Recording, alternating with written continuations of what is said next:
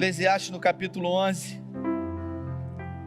versículo 3 em diante. A minha tradução está dizendo assim: quando as nuvens estão cheias de água, é chuva na certa. Quando o vento derruba uma árvore, ela permanece onde caiu. Não fique observando o vento, faça o seu trabalho. Não fique olhando as nuvens, toque a sua vida adiante. Assim como você nunca entenderá como se forma a vida na mulher grávida, também nunca entenderá o mistério de tudo o que Deus faz. Vá trabalhar de manhã e prossiga até a noitinha, sem se preocupar com os horários. Você nunca saberá antes como o seu trabalho ficará no final. Feche os seus olhos. Pai, essa é a tua palavra e nós pedimos nessa noite que em graça o Senhor fale conosco, o Senhor tenha liberdade e o Senhor possa ministrar aos nossos corações. O Senhor já falou comigo e eu peço que uma vez mais agora o Senhor fale com todos que estão aqui e também com aqueles que estão através da internet nos assistindo. Que essa palavra, que é poderosa, possa ser um dínamo e mudar a nossa concepção, o nosso conceito sobre aquilo que o Senhor tem para as nossas vidas. Oramos com fé em nome de Jesus. Amém. O tema da mensagem de hoje é: não somos dos que retrocedem. E eu queria falar um pouco sobre isso com você nessa noite. E para falar sobre, obviamente, aqueles que não retrocedem, eu preciso falar daqueles que em algum momento da sua vida retrocederam. E a pergunta que eu faço é: o que faz uma pessoa retroceder, Maraísa? O que faz uma pessoa em algum momento tentar acreditar e depois recuar? O que faz alguém sonhar, ter expectativas, produzir desejos, idealizar sonhos, ver um chamamento, avançar e depois voltar atrás? Sem sombra de dúvida, é o medo. O medo, ele é um destruidor de sonhos. O medo, ele é um coveiro de projetos, de propósitos, de chamado de pessoas. Se você quer, você pode. Mas quando o medo entra nessa colocação, ele faz toda a diferença e ele diz para você: você não vai conseguir, pode. O medo, ele possui algumas ramificações. Um dia preguei uma mensagem que falava sobre as filhas do medo. E uma das filhas do medo é a incredulidade, a desesperança, o sentimento de autocomiseração, o sentimento de piedade, de pena de si mesmo. Tem gente que se sente assim. Tem gente que em algum momento tentou, mas diante de um estímulo aversivo, diante de uma rejeição, diante de um abandono, diante de um fracasso, teve medo e recuou. E por recuar não conseguiu mais tentar outra vez. O medo nos faz não tentar outra vez. E tem gente que tem medo de cair, tem gente que tem medo de fracassar, tem gente que tem medo de tentar outra vez. Eu não sei você, mas em alguns momentos eu já me senti assim. Já me senti tentado a jogar a toalha. Me senti tentado a desistir, a não prosseguir, a pegar um balde, enchê-lo com água e colocar na minha frente, Jorge, e chutar o balde, entornar toda aquela água. Hoje tivemos um café aqui com alguns irmãos que estaremos recebendo hoje, e disse para eles que não existe nada mais forte na vida do ser humano do que a vontade. A vontade é algo poderoso. Pessoas que determinam, pessoas que empreendem um desejo, uma vontade e alimentam essa vontade para qualquer tipo de coisa, elas vão conseguir chegar ao objetivo. Pessoas, por exemplo, que conheço que tinham 160 quilos e que não precisaram de uma cirurgia bariátrica, que decidiram no seu coração, com toda a sua força, mudar a sua qualidade de vida É gente que eu ouvi mais cedo aqui, como um jovem, eu acho que de 23 anos, que estava num retiro espiritual um dia, e viu naquele retiro espiritual o ministério de louvor tocando, e ele disse para a mãe dele: mamãe, no retiro do ano que vem eu vou estar lá em cima daquela plataforma tocando um instrumento. Ele deu lugar, alimentou uma vontade, e no ano seguinte ele estava tocando saxofone com todas aquelas pessoas, e eles se multiplicavam muito, até que Ramsés II, segundo Flávio Joséfo diz, que o faraó da época se chamava Ramsés II, ele começou a ver que os hebreus, eles eram um povo maior do que os próprios egípcios, e eles ficaram com medo, afinal eles poderiam se rebelar em algum momento e ganhar o poder e promover um golpe de estado. Por isso Ramsés, ele decretou uma ordem dizendo que todo menino que nascesse das hebreias, ele deveria morrer. Ele contratou 2 parteiras egípcias e disse para elas: a partir de hoje, todas as vezes que uma hebreia tiver que dar à luz a um filho, vocês vão lá, e quando nascer, se vocês perceberem que é um menino, vocês vão matar o menino. Se for mulher, vocês vão deixar vivo. E aquelas 2 parteiras, a Bíblia fala que elas temeram o Senhor, e por isso elas não fizeram aquilo que Ramsés II havia determinado. Eu queria chamar a sua atenção para isso, porque Faraó era considerado um deus, o que ele decretava era uma lei, não podia ser descumprido, e aquelas 2 mulheres, sem temer as consequências, elas resolveram obedecer a Deus, por temor ao Senhor no coração delas. Mulheres ímpias, mas que permitiram que os seus corações se enchessem de temor pelo Senhor. Ramsés, vendo que o seu decreto não havia sido cumprido, resolveu chamar as 2 parteiras, e elas disseram: as mulheres hebreias, elas são muito fortes, porque quando a gente chega lá para poder fazer o parto, o menino já nasceu, igual um quiabo, já está nos braços dela, e a gente vai fazer o quê? Vai tirar, vai tentar matar? A gente não vai conseguir. E se você observar, é aí que entra a história desse jovem chamado Moisés. Deus tinha um projeto, um plano para a vida dele. O seu pai, Arão, e a sua mãe, Joquebede, esse casal de servos de Deus, deram à luz a um menino, que na época não havia sido chamado ainda de Moisés, mas que Deus tinha um propósito na vida dele. Eu queria que você repetisse comigo: o nosso Deus é um Deus de propósito. E Deus, ele não faz nada por acaso. Deus não é como muita gente que vai testando e deixando as coisas acontecerem. Tudo que Deus faz, Deus já sabe o que ele vai fazer. Deus, ele já planeja todas as coisas, tendo a certeza de que tudo vai. Hebreus, e começam a pegar à força as crianças, os meninos, dos braços das mães e dos pais, e lançar naquele rio que até os dias de hoje é um rio que tem muito crocodilo lá. E aqueles homens, eles de uma forma inescrupulosa começam a fazer isso. Só que havia um menino ali de 3 meses de idade, que é conhecido como Moisés, que foi escondido por Joquebede até o momento em que ela conseguiu esconder. Mas havia sido levantado um grande algoz chamado Nilo. O Nilo era realmente o fim de Moisés. O Nilo era um gigante que havia se colocado para Moisés, que nem sabia o que era isso ainda. Mas a sua mãe, diante de um grande desafio, Joquebede decidiu utilizar aquilo que era um instrumento de morte em vida. Afinal, Moisés precisava ser lançado no Nilo para que os crocodilos se alimentassem.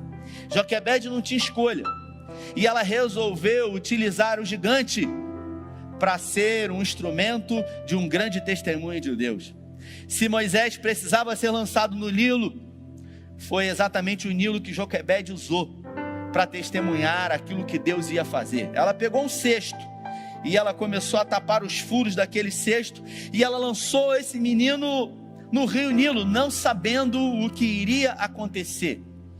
Sabendo ela que Deus tinha um chamado para a vida dele. E Moisés, ele foi retirado do Nilo pela filha de Faraó, e por isso o nome Moisés quer dizer porque foi tirado das águas. E aquele menino foi apresentado à filha de Faraó. A irmã de Moisés, chamada Miriam, estava ali próxima e, percebendo toda a situação, sugeriu que a filha de Ramsés desse aquele menino para uma ama de leite cuidar dele. Afinal, ele era um recém-nascido de 3 meses. Miriam disse: minha serva gostaria que eu buscasse entre as hebreias uma ama de leite para ele. E ela disse: sim, pegue essa criança e permita que ele seja amamentado por uma mãe de leite até que ele desmame e possa morar comigo no palácio. Quem foi a mãe dele? Joquebede. Essa mulher de fé, de ousadia, que resolveu diante de um grande gigante produzir ali um milagre. E é isso que eu e você precisamos fazer: utilizar aquilo que vem contra nós a nosso favor. Assim como os velejadores, Caleb, utilizam o vento, que vem de uma forma impetuosa, querendo nos fazer retroceder, mas através de ferramentas, como uma vela, por exemplo, fazer com que mesmo num vento contrário, seja possível que andemos para frente. E Moisés, ele cresceu no palácio, mas ele tinha um chamado e ele sabia disso.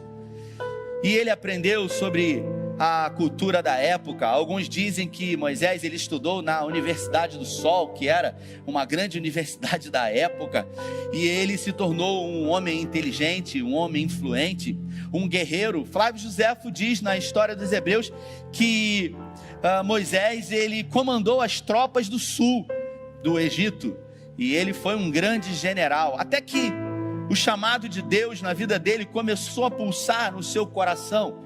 Porque, irmãos, nós podemos fazer muita coisa, mas quem tem um chamado de Deus nunca vai ser pleno. Você pode ter dinheiro, você pode ter fama, você pode ter sucesso, mas se você não fizer aquilo que você foi chamado para fazer, você não vai ser pleno. Em alguns casos, dificilmente você vai ser feliz. E eu não estou dizendo que todos são chamados para um chamado ministerial de uma plataforma como essa. Não, tem pessoas que foram comissionadas por Deus para serem profissionais liberais, para ser um dentista, e o melhor dentista que puder ser para a glória de Deus, para ser um advogado, e o melhor advogado que puder ser para a glória de Deus, para ser uma médica como a doutora Melissa, e ser a melhor médica que puder ser para a glória de Deus. A gente às vezes vai num dentista e a gente entra e a gente percebe que aquele dentista está na profissão errada.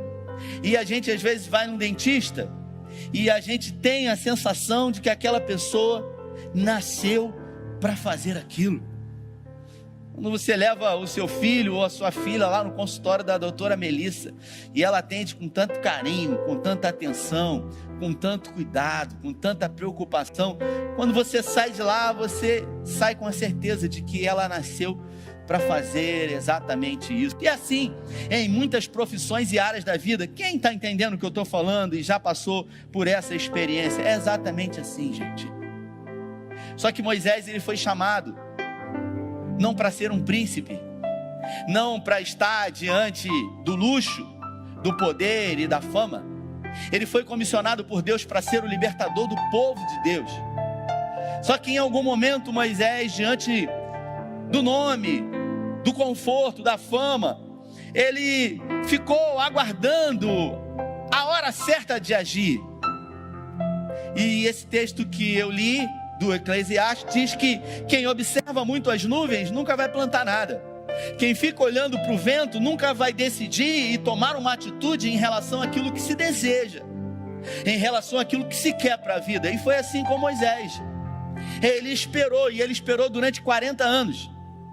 Foram 40 anos que ele esperou para iniciar o chamado de Deus na vida dele. E quando ele resolveu começar, por ter um temperamento colérico, ele começou de uma forma precipitada. Ele viu um egípcio subjugando maltratando um hebreu, ele estava quase matando o hebreu, e ele foi lá, permitiu que a sua carne sobressaísse, e ele matou aquele egípcio, e enterrou ele lá na areia. Estavam no deserto.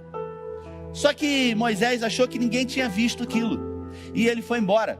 E no outro dia, 2 hebreus estavam discutindo, e ele, por ser um hebreu, e por se identificar e saber que aquele povo era o mesmo povo dele, ele apartou aquela briga e ele falou: deixa disso, gente, vocês estão brigando, vocês são irmãos. E um daqueles hebreus se dirigiu a ele dizendo: quem colocou você sobre nós aqui? Não é da tua conta se a gente está discutindo? Ou você vai fazer com a gente aquilo que você fez com o egípcio ontem, que matou? Você acha que eu não sei o que você fez? Observe que Moisés, ele resolveu começar a cumprir o chamado dele, pois o chamado dele era de ser um libertador. E quando ele interviu naquela situação, ele de alguma forma quis libertar aquele hebreu, mas ele foi repreendido. E a Bíblia diz que quando ele foi repreendido, ele teve medo, e o medo dominou o coração dele ao ponto dele abandonar absolutamente tudo. Ele abandonou o chamado, ele abandonou a promessa, ele abandonou os sonhos, ele abandonou a casa, ele abandonou a família, ele abandonou a vida que ele tinha. E ele fez o que muita gente faz quando sofre uma decepção: ele fugiu. Ele fugiu para qualquer lugar que fosse distante daquilo que o arremetia para um desconforto. Hoje cedo uma pessoa disse o seguinte: olha, me converti, me batizei, pastor, mas uma coisa que eu tenho muita dificuldade, a pessoa disse, é de orar. Hoje cedo no café. E essa pessoa disse o seguinte: olha, uma coisa que eu tenho muita dificuldade, eu peço a Deus para que ninguém me coloque para orar. E eu não perguntei nada. E ela disse, essa pessoa, porque quando eu tinha 18 anos, na igreja me colocaram para orar, e eu falei: eu não vou orar, e eu estava com vergonha, e o pessoal da mocidade disse: você tem que orar, você tem que orar, e eu falei: eu não vou orar, você tem que orar, e eu orei, e foi horrível, e todo mundo ficou rindo de mim, e daquele dia em diante, eu nunca mais orei, porque eu tive medo. E já se passaram, irmãos, mais de 30 anos, e essa pessoa continua fugindo, por medo. E eu entendo totalmente o que essa pessoa está passando, porque o desejo de querer romper é grande, mas o medo parece ser maior. Quantas vezes na sua vida você começou algo e você não terminou? Talvez uma faculdade, talvez um curso profissionalizante. Quantas vezes você pegou um livro para ler, você leu 1, 2, 3 capítulos e você largou ele pela metade? Quantas vezes você entrou na academia e você falou que você ia perder peso, e você falou que você ia ter uma qualidade de vida melhor, você até pagou 6 meses, porque eles fizeram um desconto, mas você nem 6 vezes foi. Quantas vezes você prometeu para você mesmo que você ia mudar, que ia ser diferente, mas a verdade é que o medo mudou aquilo que você queria fazer e determinou o seu futuro. Quantas foram as vezes que, diante de um chamado de Deus, ao invés de fazer aquilo que você sabia que precisava ser feito, você de uma forma conveniente fugiu? Foi assim com Moisés, que viveu e fez aquilo que precisava fazer de uma forma errada e no momento errado, e por isso fugiu para o deserto de Midian. E durante 40 anos, repita comigo, 40 anos ele fugiu. Pensa em alguém que não se encontrava feliz durante 40 anos, fugindo de um passado que o assombrava. Eu imagino Caleb, Moisés no deserto de Midian, pastoreando as ovelhas do seu sogro Jetro, e por muitas noites olhando para o céu estrelado e pensando sobre o chamado de Deus na vida dele, e pensando que se tivesse atitudes diferentes, como a sua vida seria. O medo fez Moisés fugir, e tem muita gente hoje que foge, tem muita gente hoje que tinha um chamado, que tinha um ministério, e se decepcionou com uma liderança, com pastores narcisistas, com pseudos líderes que se julgam maiores ou melhores do que pessoas, e por isso recuaram e decidiram não mais cumprir o chamado. Tem gente que desistiu do casamento. O casamento é uma conveniência, uma relação de pessoas que estão ali até que os filhos cresçam. Tem gente que desistiu de ter o seu próprio negócio porque um dia tentou, assim como Moisés tentou, mas lamentavelmente por circunstâncias da vida, quando tentou, não deu certo. Alguém traiu você, roubou você, um sócio te passou a perna, te decepcionou, alguém sujou o teu nome, e você não tem mais coragem de tentar outra vez. Eu creio que o Espírito Santo colocou essa palavra no meu coração para falar com pessoas aqui. Pessoas que tentaram uma vez só e desistiram de tentar outra vez. Pessoas que diante de sonhos, de projetos, fizeram de todo o coração, mas por circunstâncias não deu certo, e por isso você não conseguiu romper e tentar outra vez. Você deu tudo de si, você acreditou, mas você desistiu de tentar outra vez. E talvez hoje tudo que resta é um discurso pronto. Eu fiz tudo que eu pude, eu dei tudo de mim. Não era para ser, não era da vontade de Deus, não era para ser. Deus sabe de todas as coisas, porque é mais fácil. A minha mãe que me criou, ela sempre dizia para mim: meu filho, quem é bom em desculpa, não é bom em mais nada. E às vezes a gente se torna um especialista em desculpas, e a gente vai para o deserto assim como Moisés foi para o deserto. E tem gente que está no deserto há alguns anos, há 10 anos, há 15 anos, fugindo de quê? Fugindo de um trauma, fugindo de um problema. É gente que teve dificuldade de falar em público e nunca mais ousou falar em público novamente. É gente que na escola tinha muita dificuldade e acha que hoje enfrentar uma universidade é praticamente impossível, porque se julga menor, menos capaz. Eu não vou conseguir, isso não é para mim. A minha cruz é essa e eu tenho que carregar a minha cruz. Escute isso. A Bíblia fala que o fardo de Jesus é suave, o seu jugo é suave e o seu fardo é leve. Pergunto para você que está aqui: há quanto tempo você tem empreendido fuga? Há quanto tempo você tem fugido de coisas, de áreas da sua vida? Há quanto tempo você desistiu de sonhos, de chamado? Você faz o que você faz, mas a verdade é que o que você gostaria realmente de fazer não é isso. O que você faz é o que se tornou uma conveniência para você. Você tinha um sonho, você tinha um desejo de romper, de ser diferente. Moisés, que foi chamado para ser um libertador, se contentou sendo um pastor de ovelhas. Por mais honrosa que possa ser essa profissão, ele nunca foi feliz nesses 40 anos, porque ele não foi chamado para ser um pastor de ovelhas. Ele foi chamado para uma grande obra, para ser um grande libertador, o libertador do povo de Deus. E durante 40 anos ele fugiu.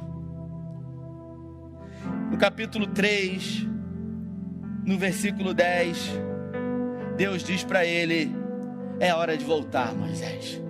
É hora de tentar outra vez. É hora de recomeçar.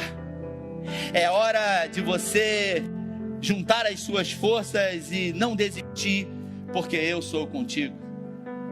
Às vezes a gente acha, porque somos cristãos, tudo o que vamos fazer vai dar certo, mas nem sempre as coisas vão dar certo como a gente gostaria. Tem gente que namorou uma vez, teve problema. Tem gente que namorou 2 vezes, teve problema. Falei com o Marcinho um dia desse. Eu achava que ia casar Marcinho há 3 anos atrás. E um dia a gente conversou e eu falei para ele: meu irmão, eu não sei o que é, mas eu sei que Deus tem algo separado para você. Você lembra disso? E semana retrasada ele foi lá em casa e me entregou o convite de casamento. Vou ter a honra de fazer o casamento dele. Sabe por quê, irmãos? Porque ele não desistiu. Ele não desistiu de tentar. Porque nós não somos daqueles que retrocedem. Nós fomos chamados para avançar e romper. Ah, mas eu tentei uma vez, não deu certo. Levante a cabeça e tente a segunda vez. Ah, mas eu tentei 2 vezes e eu não consegui. Levante a cabeça e tente novamente. A Bíblia fala que o justo, por 7 vezes ele cairá, mas nenhuma das vezes ele ficará prostrado.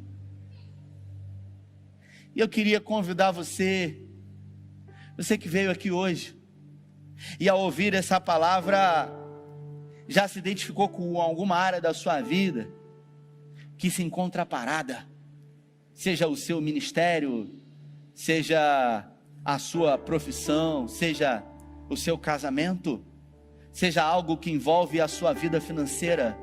Eu não sei. O que eu sei é que Deus colocou essa palavra no meu coração para dizer para você hoje que é hora de romper, é hora de avançar, não é tempo de retroceder, porque nós só temos uma vida e ela é breve, ela passa muito rápido. Então eu quero convidar você nessa noite a ficar em pé e a tomar uma decisão de tentar outra vez, uma decisão de não mais fugir, empreender fuga para desertos da sua vida, porque você só vai ser pleno no dia em que você realmente fizer aquilo que você foi chamado para fazer.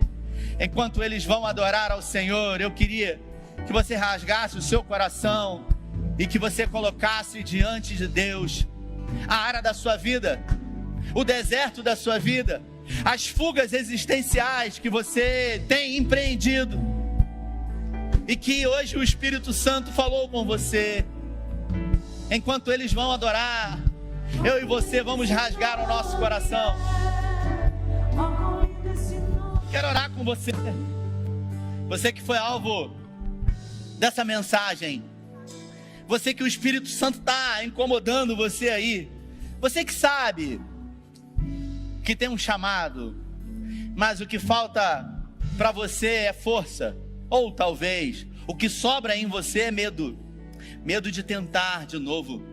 Medo de fracassar ao tentar, medo de não conseguir, medo de ser julgado pelos olhares das pessoas, medo de sentir de novo aquilo que você sentiu quando você fracassou, quando você foi decepcionado por alguém. Mas como eu disse, nós não fomos chamados para ser daqueles que andam para trás, que retrocedem. Nós fomos chamados, segundo Romanos, como mais do que vencedores, como aqueles que foram alcançados por um preço de morte de cruz. Eu sempre digo que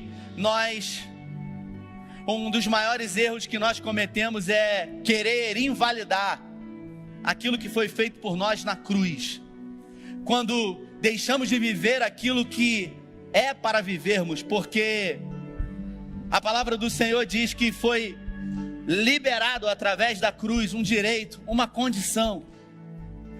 E essa condição não é de viver uma vida mediana, uma vida medíocre. É uma condição de viver uma vida abundante.